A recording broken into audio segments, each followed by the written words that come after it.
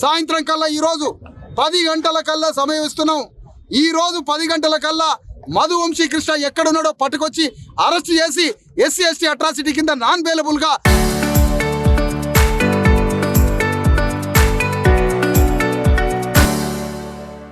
Arrest చేసి jail పడేయాలి, తీసుకుపోయి జైలు వేయాలని ఈ సందర్భంగా డిమాండ్ చేస్తున్నాం ఎస్పీని. ఐఓ మార్చినంత మాత్రమే మాకు సాటిస్ఫాక్షన్ కాదు. ఇక్కడ డిఎస్పీ సంపత్రావు ఇన్వెస్టిగేషన్ ఆఫీసర్ ఉన్నాడు, అక్కడి నుంచి ఇక్కడ పక్కకి ఎక్కడ కాటారం డిఎస్పీకి ట్రాన్స్ఫర్ చేసిరని తెలిసి మాకయ్యా అవసరం. ఈ జిల్లా ఎస్పీ వెంటనే మధువంశీ కృష్ణ అరెస్ట్ చేసి జైల్లో పడేసిన దాకా ఇగో భార్యాభర్తలు దండలేసుకొని కూర్చున్నారు. భార్యాభర్తలు ఇప్పటికే ఒక్క 5 నిమిషాలు కూర్చోలేకపోతున్నాడు. ప్రాణం పంటి మీద పెట్టుకొని ఉన్న మనిషిని నా మీద గౌరవంతో వచ్చి కూర్చున్నాడు. ఈరోజు ఉద్యోగం మీద ఉన్న గౌరవంతో వచ్చి కూర్చున్నాడు సోదరుడు రవీందర్. అలాంటి ప్రాణాపాయ పరిస్థితిలో ఉన్నా కూడా ప్రాణం పంటి మీద పెట్టుకొని కూర్చున్నాడు. భార్య కూర్చున్నది.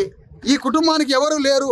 ఒక అట్టడుగు మాదిగ సామాజిక వర్గంలో దళితుడైన వాడు 20 ఏళ్ల నుంచి డిసిప్లైన్డ్గా ఒక వృత్తిగా మీడియా వృత్తిని నమ్ముకొని బతుకుతూ ప్రభుత్వ అక్రిడేషన్ పొందిన జర్నలిస్టు.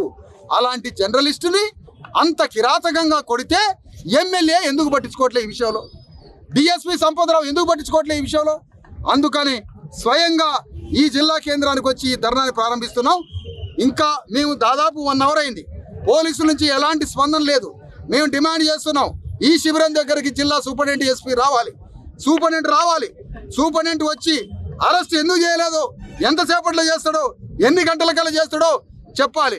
భారతదేశంలో అత్యంత నిపుణత కలిగింది తెలంగాణ పోలీసు. ఎలాంటి వాటినైనా ఛేదించి నిందితుల్ని పట్టుకొచ్చే దమ్మున్న పోలీసు.